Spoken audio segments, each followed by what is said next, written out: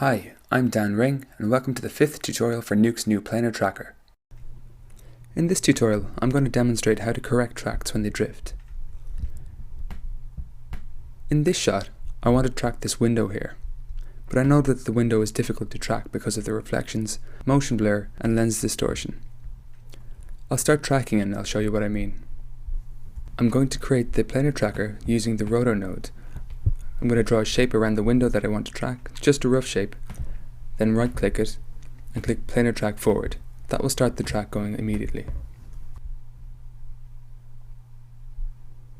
I'm going to speed up tracking to save time.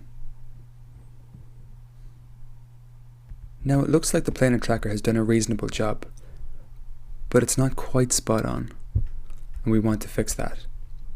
To start, we need to assess the damage. So to do this, we're going to display our planar surface and move the corners of the surface to somewhere that makes it easy to see. For example, the corners of the window.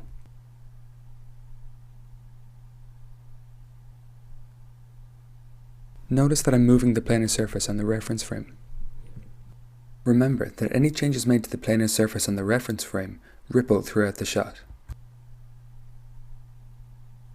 I'm also going to lock the tracking bezier, so we don't accidentally select and move its control points.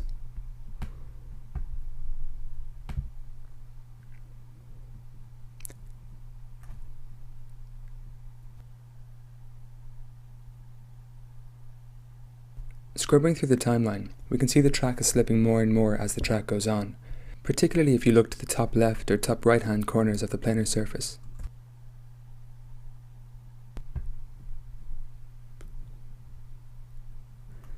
It's time to fix this track, and we do this by moving the planar surface corners when they're not on the reference frame. For example, let's go to the last frame and move the top right hand corner.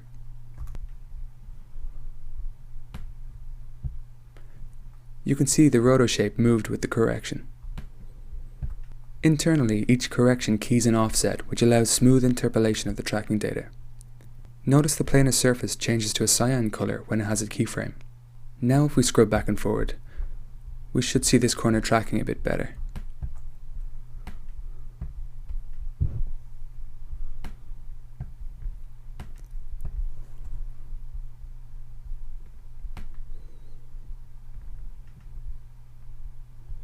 We can see that the track is slightly better for that point. However, we want better tools to help us clearly diagnose when our track is going wrong, and then to make corrections a lot easier. We actually have two tools to help us see and correct for drift. The first is the center planar surface button, which locks the viewer to the center of the surface. I'm also going to turn off the animation paths by pressing O. This already makes drift much easier to see, and is perfect for most cases. However, it's difficult if you just want to track one specific corner. To show you our second tool for drift corrections, we're going to export a transform node to help us. In particular, we're going to export a stabilize node and connect it to the viewer. We also have to disable the center planar surface button to avoid confusion. The stabilize node applies the exact opposite transform to your footage, so it'll make your footage look like it's standing perfectly still. Apart from looking very weird, it makes it very easy to see and apply drift corrections. In this inverted space, you can actually see the window drifting away from the planar surface. This is the exact opposite of what would normally happen. Normally you'd expect the planar surface to drift away from the window.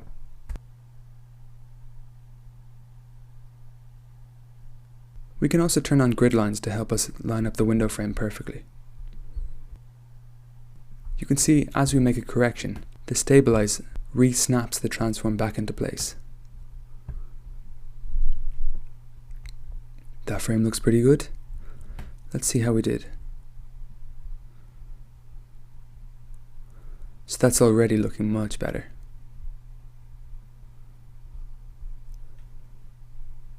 But we're not done yet.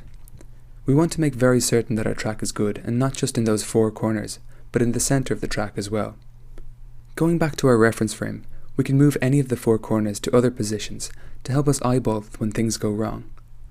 For example, we want to see how this part of the window frame tracks over time, and make sure that it also keeps as good a lock as the corners do.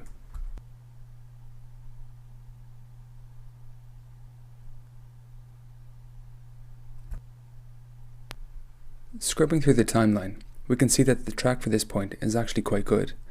However, around frame 35, just after the middle, we can see it starts to drift slightly downwards.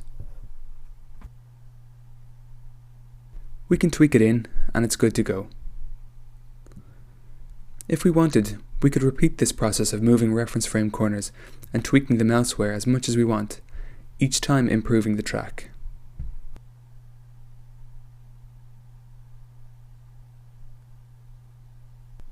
To see the results of all of our drift corrections, let's move the corners of our planar surface back to their original positions in the window, and then view the track in full.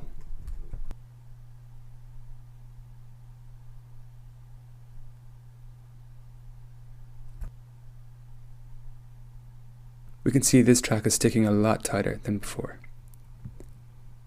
And that concludes the third planar tracker tutorial.